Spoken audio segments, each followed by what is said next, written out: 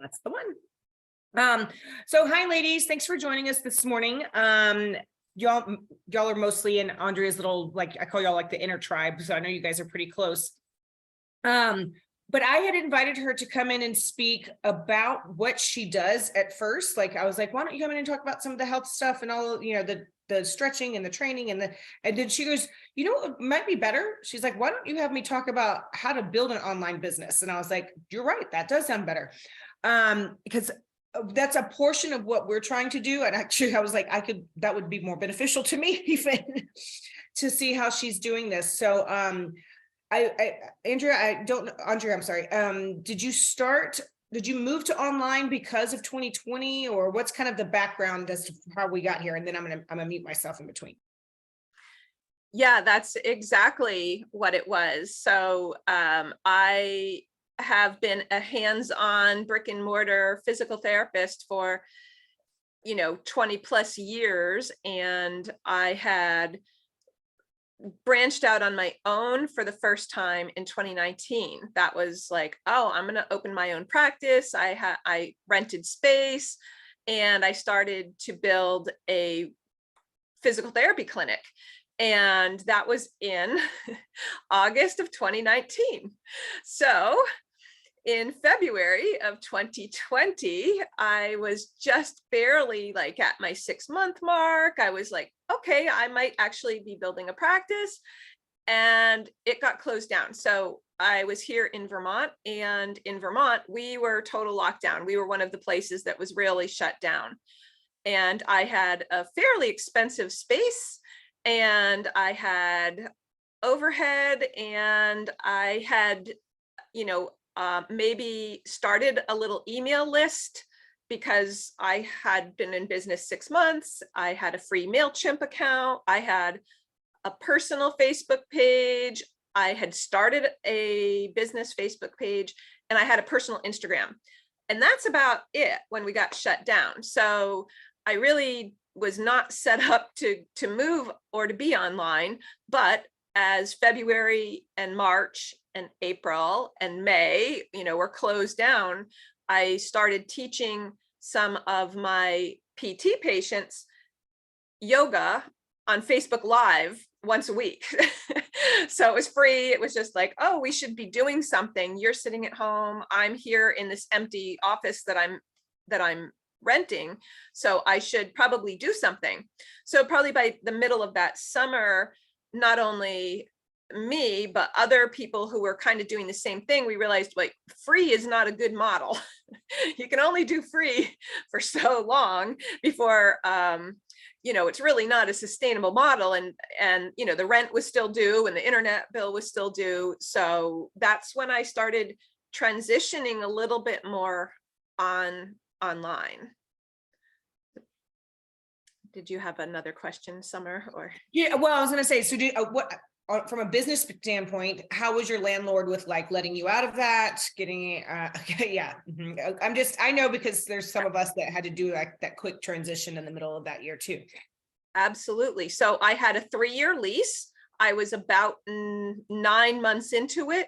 Luckily, I had not negotiated this lease on my own. I have a friend who was a realtor who I had helped me with the lease. And luckily there was that clause that after 1 year, I could give notice. So once I had completed 1 full year, I could give like 8 weeks notice or something. So That's in awesome beginning, yeah, so I had that, after a year, I could give notice. So I did. And that was I was really sad. I mean, I had just barely opened. So I gave that notice. I was able. So I definitely recommend, if you're doing a lease, have a realtor. It might be a little more expensive on the front end, but if something like a pandemic comes and, I would never have thought to have a clause like that. I was going to say, that's a brilliant piece right there, because I would have never really thought about that either. Although we talk to women all the time about read your contracts. But you're right. If you have a girlfriend, be like, look this over and tell me what you think. Yeah. And she was not a real estate. She's a realtor, but she did residential, but for, we kind of played around with commercial, but she did know enough to, like, let's have a little clause here. So that was great. So it is worth having a realtor help you find that space, especially the first time. So I was able to get out of that lease, sadly. And during that summer, my husband renovated above our garage to be my new clinic, because we weren't really sure when things would open up. They really weren't opening up that fall. We renovated the space over our garage with the idea that it would be my in-person clinic and that I would have full control, meaning I didn't have to share a bathroom with a community. Like, people could be safe. I had a big air filter. It was still during COVID. So I was still preparing for an in-person business. And on the side, I was teaching a little yoga and a little weight training to my clients. And then my son decided to go to college in New Mexico. And I decided to go with him. And in order for me to stay in business, I had to move online. So that is really when I decided I'm going to try to do more online, and I'm not going to focus on the in-person, the hands-on stuff. So that was almost 2 years ago now. So it'd be 2 years ago in August that I really started moving online and had to figure out how to do that. And I can tell, most of us that are of a certain age, they did not prepare us for online business in physical therapy school in the 90s. And certainly they didn't really even prepare you for business. So very much not online business. So it was really a lot of, okay, how do I do this? And giving up a lot of those ideas about how business should be done. The medical establishment is very conservative and very much snobby about how marketing works, to their own detriment.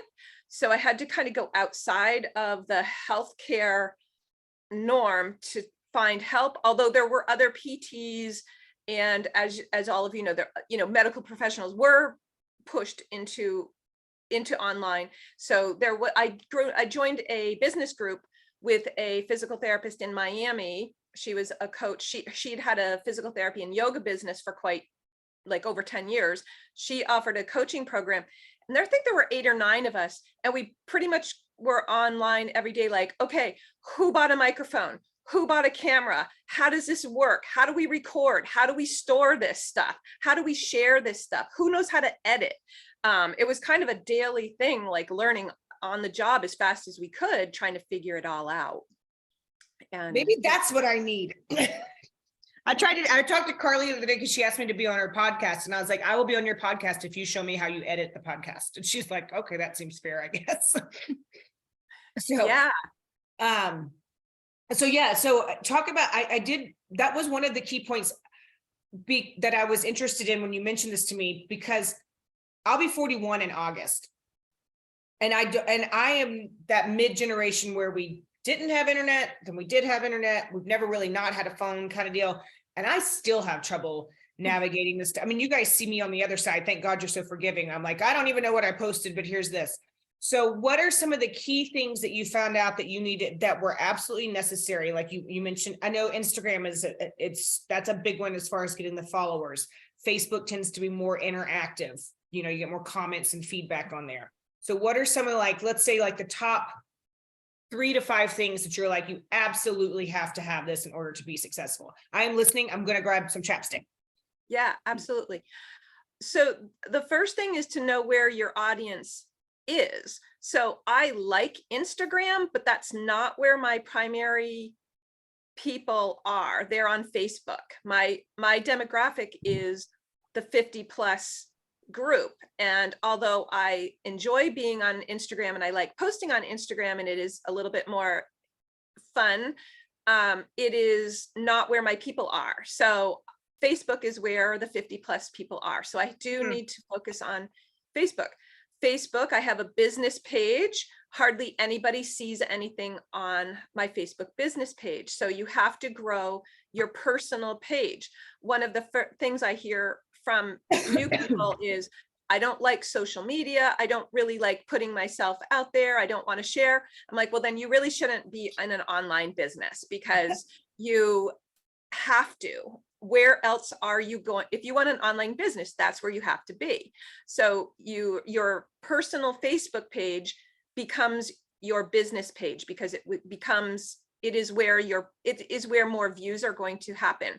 So you have to tread that fine line between, it has to not be straight out selling, because they'll close you down, but it has to be where you connect with more people and build your audience, because people aren't seeing your business page unless you pay, which you can.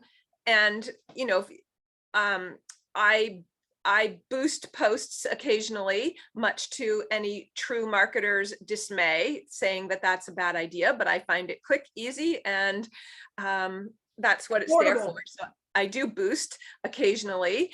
And I think that at least I know one other person on here who does boosts as well. And one thing about that, yeah. you know, if Facebook advertising didn't work, people wouldn't be using it. And people are using it. So We boost. Yeah. Yeah. And I know it's not as effective as if you hire somebody to do your Facebook ads, and I'm not there yet, but maybe I will be. So when someone says they want to get online, you have to get that Facebook personal page switched over to more of your business, and you should have a business page. If you again, it depends on your demographic, whether you're going to be on Facebook, Instagram, LinkedIn, Twitter. Like, I've never been on Twitter. That's not where I'm going to be. Let's see, you said some top 3 things. Get over yourself. You got to post.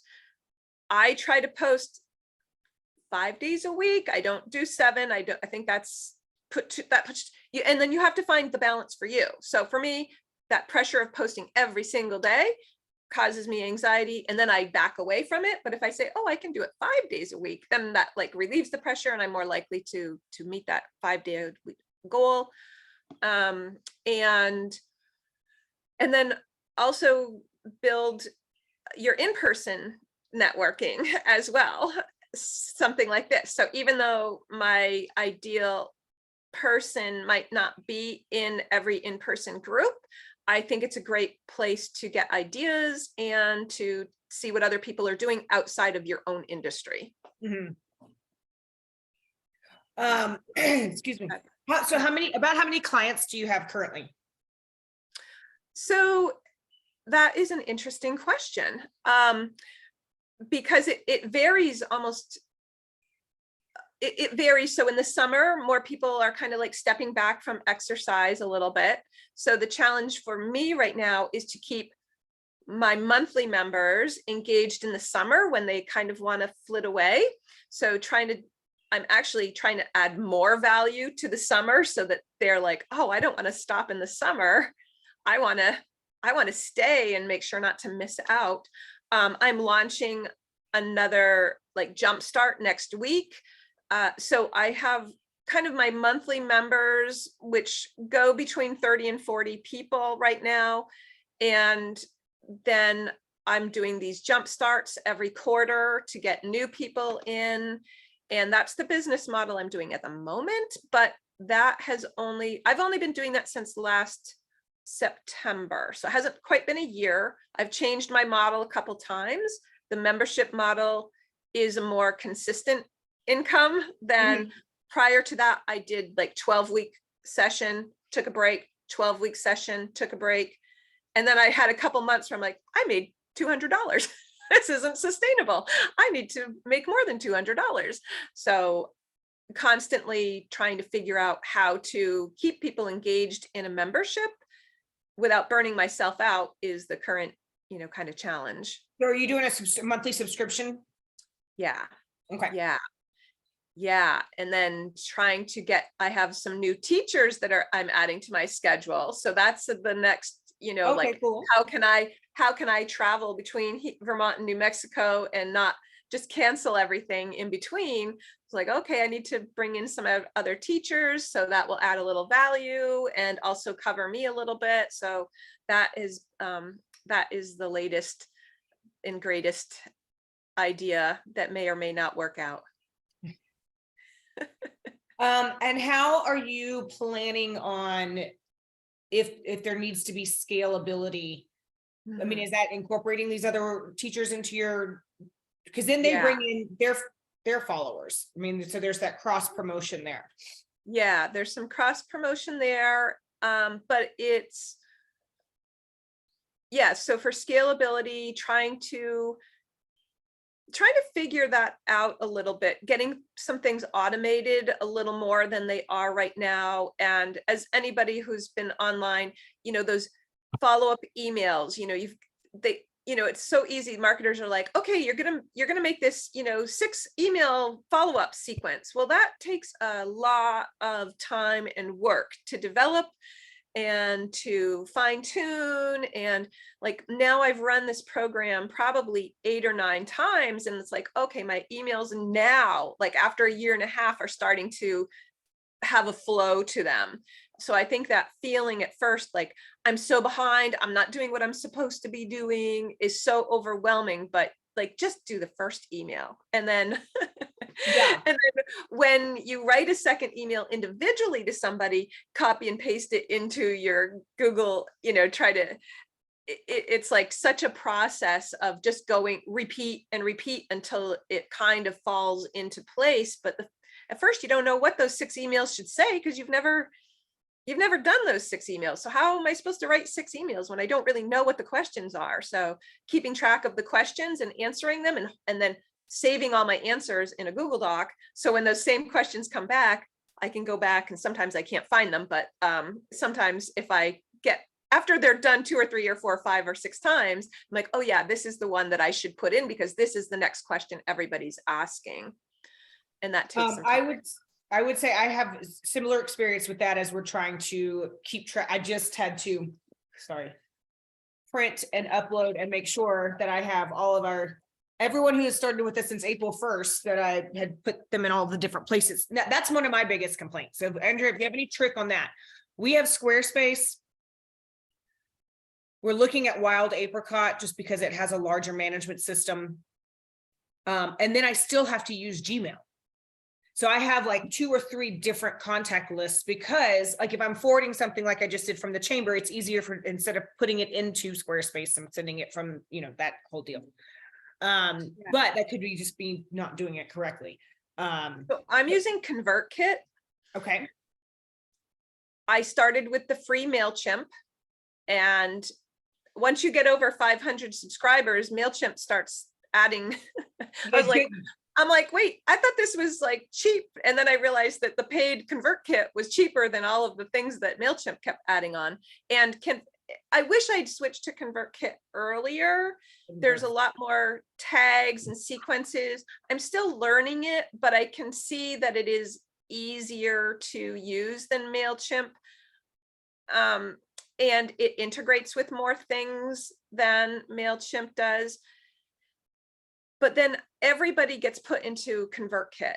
So I have a Squarespace website, and when you sign up for a form in Squarespace, it's actually a ConvertKit form. So even though they're on my Squarespace, it's the ConvertKit. They communicate. Yeah, so I created the form in ConvertKit, and then it's then in my Squarespace website. So when they are in my website and they sign up for my newsletter, they're actually going to ConvertKit. Okay. That's helpful, because that's not everything is in ConvertKit. And that's been one of my biggest problems, is that everyone has a different, like Carly uses Kajabi, and she swears by it. And I've excuse me, I've looked at their stuff. I've looked at Kajabi. I actually probably paid for it for 8 months while I tried to figure it out. And it has some good features, but I couldn't move things around the way I wanted to in Kajabi, like design wise, until I went to like the top tier paid thing. And I was like, I don't need the top tier page. I just want to move pictures around. Yeah. So Us figuring out too in Squarespace, like when we started doing all the add-ons, it was like, well, if we do Wild Apricot, all of this is included and they only charge you by the number of people. So it is, after several months, it does become like a math game. Like, okay, am I, with all my Yeah. add-ons, what am I doing? Yeah. I've I have started using- Squarespace, ConvertKit. I have a paid Zoom account, obviously, because that is my Zoom is where I do all of my stuff. I also use a software called PunchPass, which is where I teach all my classes, because it is sort of still set up like a yoga studio. And that's where I keep track. That's where people pay through PunchPass, and I get all my numbers through PunchPass. I have a bookkeeper that I pay who does all of my bookkeeping, and I don't even know how to open QuickBooks. She has been with me from day one. She told me to buy it. I gave it to her. She opened it. I don't even know how to log into my own QuickBooks. She sends it to me every month. She's my bestie. Okay, I was like, that makes me worried, but okay, if there's a different level of trust there. Yeah, no, she's And great. as long as you're getting your aging reports, but I'm like, that's how bookkeepers absolutely embezzle from people. No, Okay. she was just at a marketing networking thing with me last week. Okay. And so that that was the first thing I took off my plate. I'm like, I don't blame you. Even as someone who's been in finance for 10 years, I hate bookkeeping. yeah. So that I was hate the first paying thing I took bills. off. I hate paying bills. I have just makes me angry when that stuff comes in the mail. I just automate it all. Heidi, you had a question or a comment, babe. So I was just gonna add in the platform that I've been using, which as far as I've figured out so far, it kind of incorporates all of this stuff together. It's kind of Kajabi-ish, but it's a lot less expensive than Kajabi. It's called Attract Well. And it does my website and my emails that I go in there and can use the AI to help me write an email.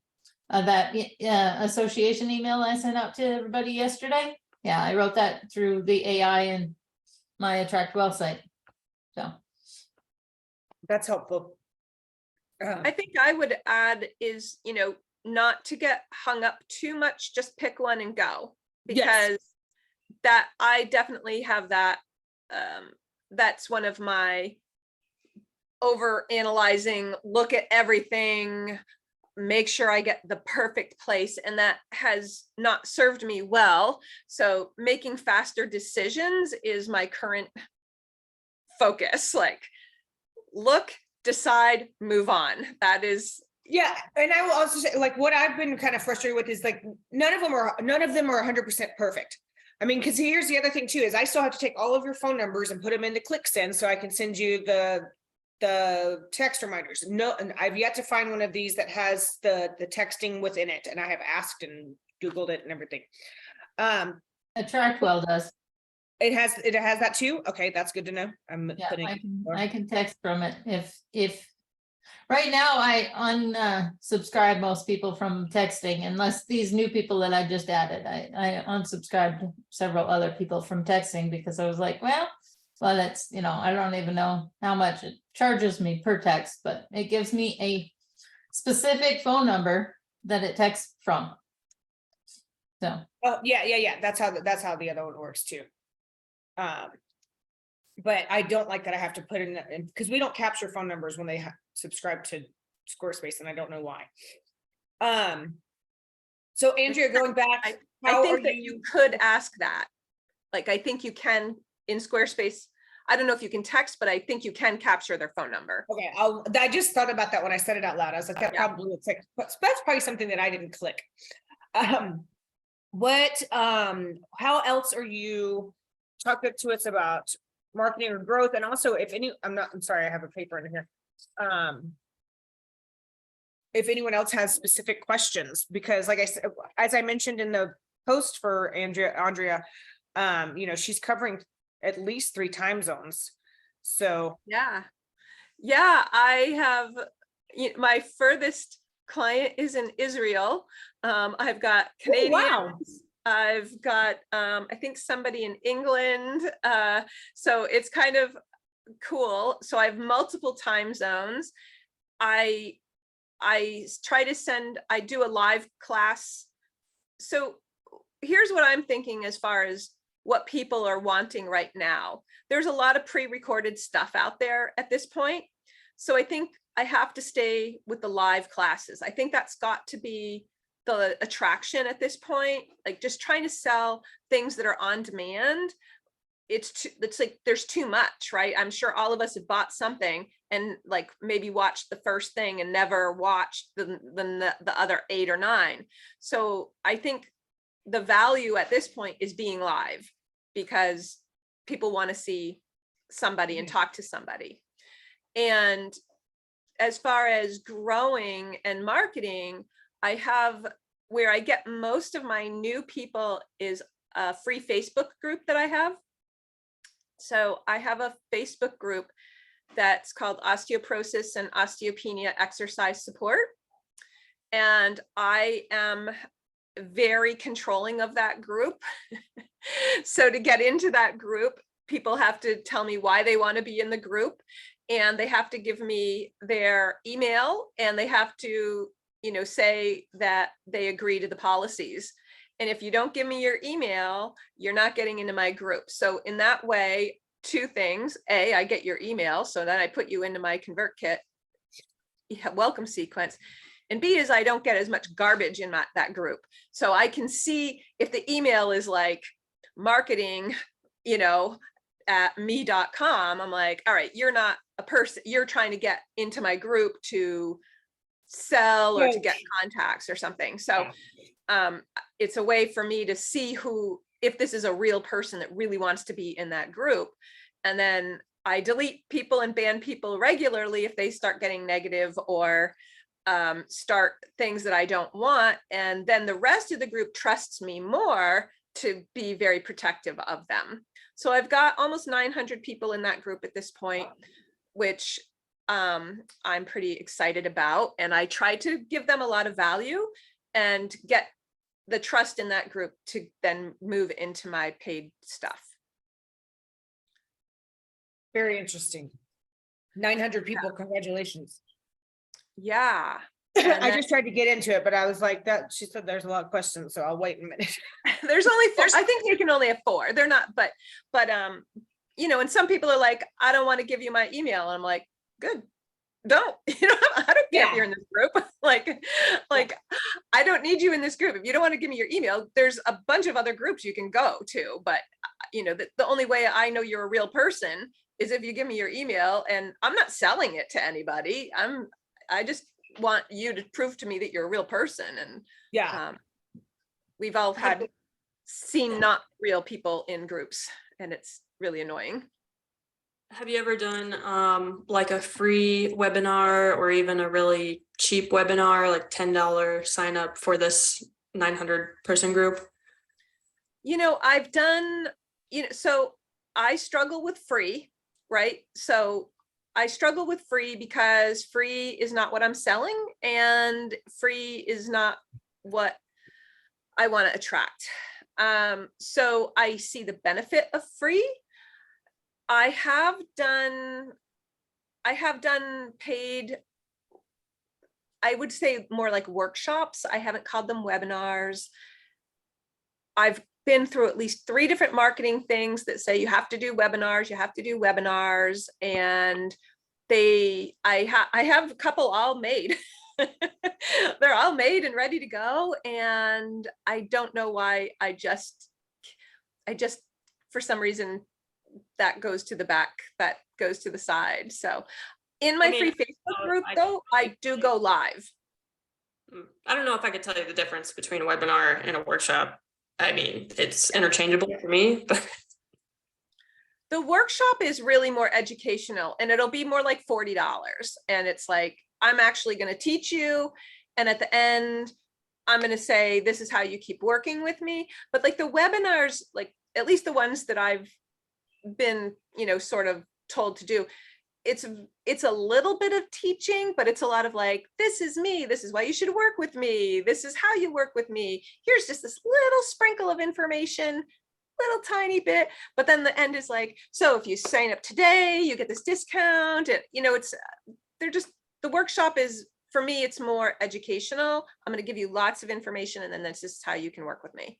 So they're not that different, but you're right. The webinar kind of reminds me of like that really long post that you see on Facebook, and they're like, this is what I'm going to tell you. And I'm like, at no point in this content did you tell me anything then other than how to sign up with you. Yeah. yeah. So it's Almost like an advertorial.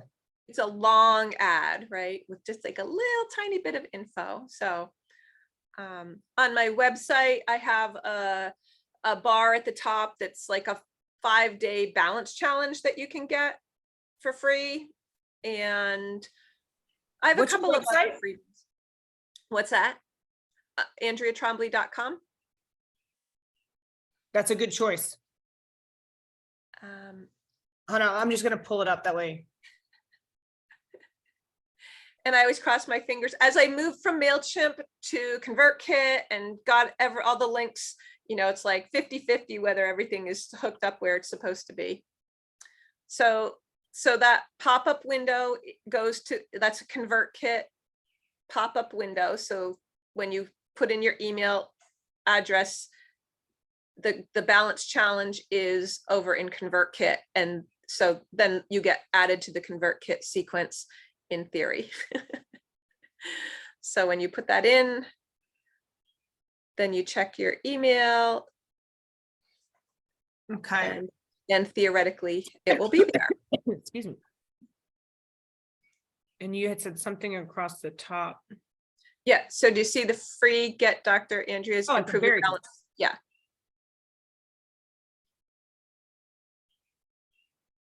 Oh, okay. So if they give you your email and you give them 5, that's not a bad deal. 5 videos immediately.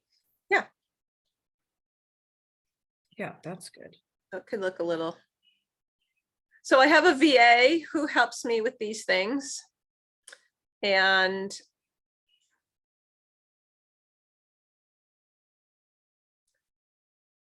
I've got all my testimonials there that you can, I've got to update those. Cool.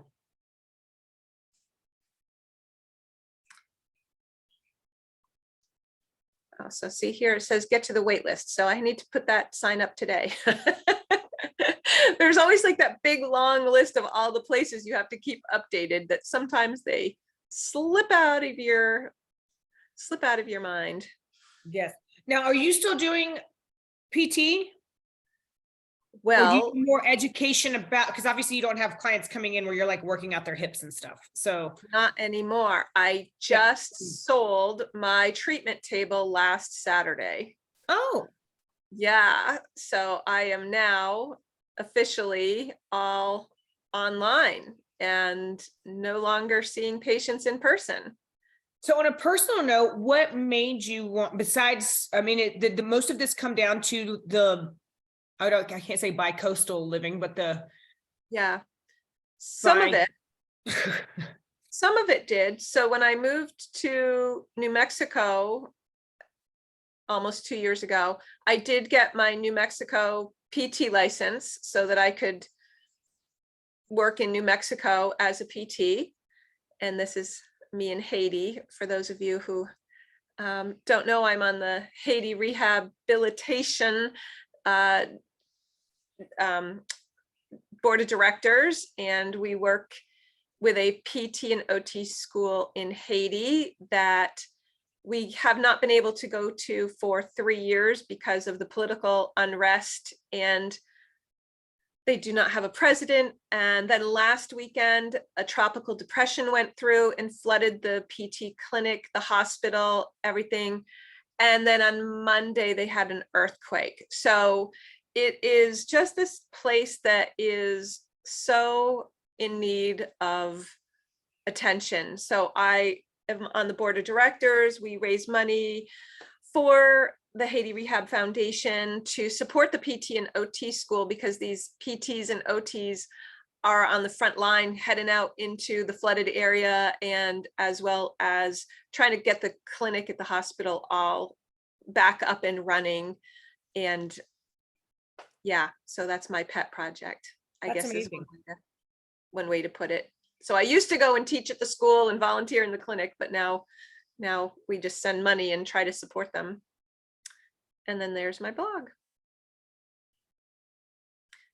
For those of you that send out emails to your list, I try my best to remember to take those emails and plop them into my blog, because I spend quite a bit of time writing those emails and getting them ready. And then I'm like, this is a blog post. So some of that cross, write it, send it, post it, use it 5 different ways. Sometimes I forget to use it all the ways that I could.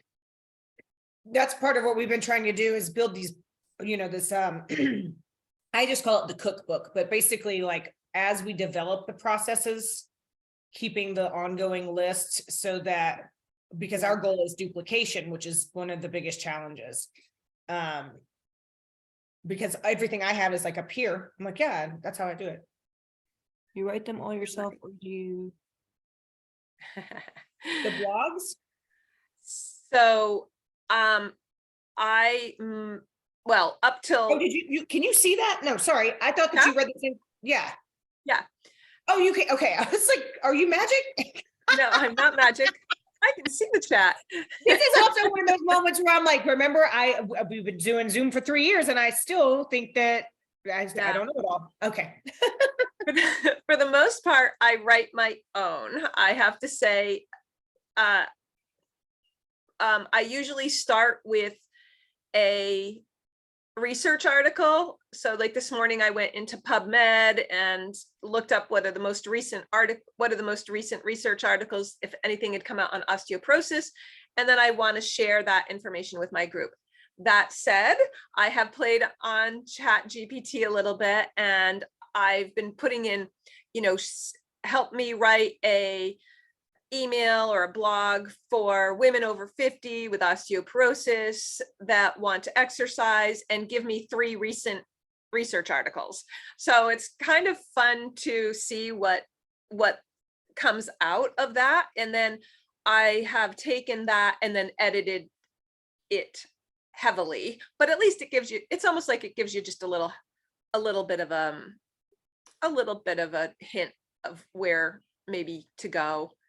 It's better than staring at that blank page, right? Like the blank page is overwhelming. You can get some ideas. I'll share with you real quick this app. It's called, wait, where's my camera? Is there a home? Anyway, well, it's called Big View, BIGVU. And it has 2 things in it. First of all, because Andrea, I know that you make videos and stuff as well. So, and I make videos too, and there's never anyone here to shoot it with me. So this was really important. So this actually puts, I can type in the script and it'll come up on the phone while I'm videoing myself. So it doesn't look like I'm reading off of something. So yeah. And it'll go with like the timing of my cadence of my voice. So, all that jazz. But it also offers up to 10 free AI scripts as you're like, it's like, tell me in 15 words what you want to make a video about. And so I have been using that for us for a few months, just because I got tired of typing it in 18 font and holding it up. I was like, this is much easier. So just, yeah, BIGVU, for those of you who shoot videos on your own, it's been really, really helpful. And I don't know, Andrea, if you have any other ones that you want to share. Yeah, I don't, for making videos, I just wing it. I have my big whiteboards and I put generally what I want to make sure to cover.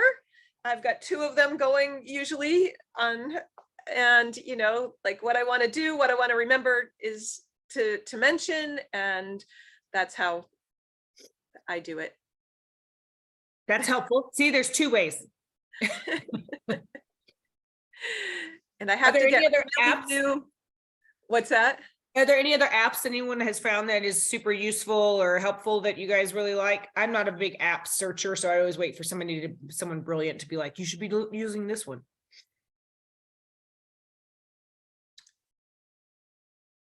Nope. Okay.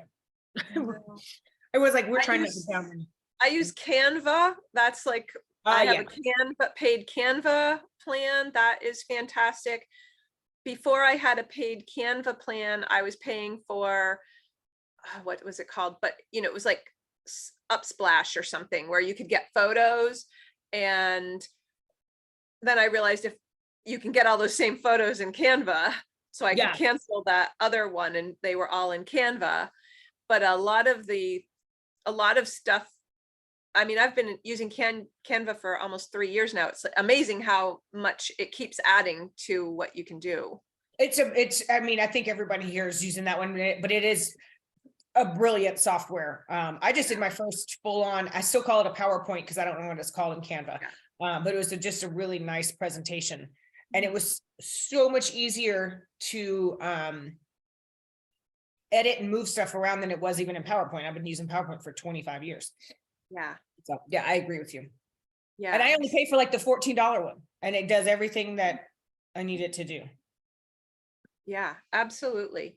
Yeah. So I have a YouTube channel that I've also been working on growing. I think that is a really important thing to have in your, and it sounds like you're recording these and putting them in YouTube, which is great. I think that a YouTube channel is a fantastic way to build another audience. The trick is, of course, to get their email addresses somehow. Yes. The other thing too is to be searchable.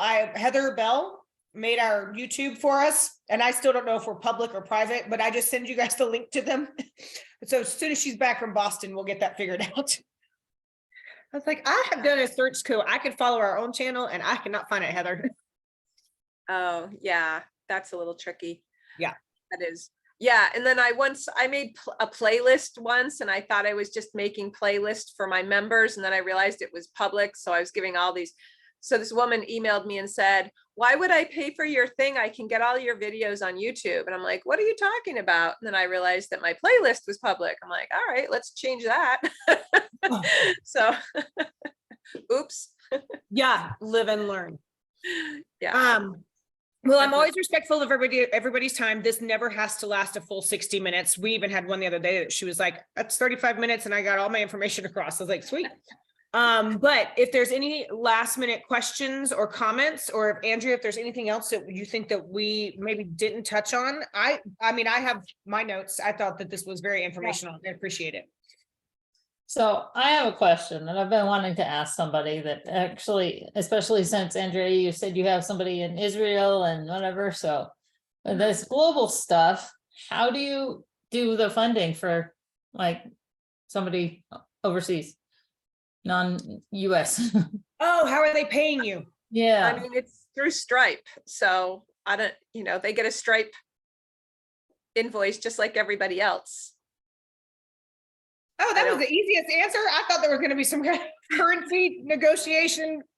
That's what I keep trying to figure out. I'm like, Yeah, I don't think it's an issue. I mean, Stripe is all over the world as far as I know, and that's where my bill comes from. So Makes sense. we just get a recurring monthly charge. It's probably on her credit card, right? Like Yeah. And same thing with my Canadian, so the bill is in US dollars, so they're paying with their credit or debit card. So I assume Stripe, does the conversion. So far, it's been right. Yeah. Yeah, Yeah. absolutely. Huh. because I like, and I put my stuff out there on Eventbrite, and I ended up with somebody from Ethiopia joined my free information session the other day. I was like, whoa, okay, hello. So That's it kind of set up some fear things of, wait, I'm way out there, but I need to be, but yet I don't, I'm like, all those fear, fraud, Yeah. other things come into my head too of, hacking and all that sort of stuff. So I'm like, Mhm. Well, Yeah, I delete the creepy comments on Instagram and block I would have a lot more followers if I didn't block I'd probably block somebody every other day. And same thing with Facebook. If you get those, you can tell what they are after a while and you're like, block. yeah, So, I even report them. mhm. All right. Well, we get to see Andrea in about 8 weeks. 10 Yeah, weeks. absolutely. Thank you for And, having me. Nice no, to see you, it was ladies. nice to see you. I don't know. Technology still mesmerizes me when, I just think it's still pretty neat. But yeah, no, this was great information. And I think that there's a lot of us that are trying to build these communities the same way. So I'm always open. I'm like, yes, tell me what you're using, tell me what you're doing, tell me how you did it. Because I don't have the time or the energy to go back and watch. They're like, it's all on YouTube. I'm like, I can't. I'd Yeah. rather have somebody I have trust I tell have me. a VA, which is great. And she, I turned to her to do stuff, and now she has a team. And so if she's not able to do it, she's now got a team that's helping her as well. She's in the Philippines, so they are a group in the Philippines, which can be great. I give her stuff when I go to bed, and it's often there when I wake up because they're total different time zone. Trisha uses a social media person in the Philippines. Mhm. Yeah. So they do a lot of virtual work over there, which makes sense because they're islands. Yeah. Yeah. So, Yeah. all right. Well, Awesome. thank you, ladies. I hope to see all of you. I have a couple of announcements before we hang up. So obviously we have another one of these. Well, we have them every Tuesday. Next week we have Precision Mortgage. Jen and Priscilla are going to come on and talk about updates with the interest rates and cash out refi options on your home. And then following that, we have Taryn from Citizens Bank. We're staying on the home ownership kind of topic, and she's going to talk about the difference between HELOCs and lines of credit, because we had a lot of women interested in second home purchases or Airbnb rentals and that kind of thing. I will remind you that next Wednesday, the 21st, we're hosting the Association Presents for the Bulletin, a party for their new publisher. Belinda actually was here several years ago and used to work for the Sun News. She contacted us when she got back and she's like, we want to partner with you guys to do my party. And I was like, sweet. So that is 6 p.m. next Wednesday at Game 1. And then we kick off the rest of the year with Belinda coming back as Expert Power Hour on July. It's either the 12th or the 13th, whatever that Wednesday is. We didn't do the 5th because obviously that's the day after 4th of July, July 12th. So all of this will be coming back out to you guys, but I just wanted to mention it real quick. All right, well, enjoy the rest of your day. And thanks again. As soon as this is done downloading from Zoom, I will send it out to everyone. Thank you, Andrea. Thank you. Have a good day. Bye, guys. End.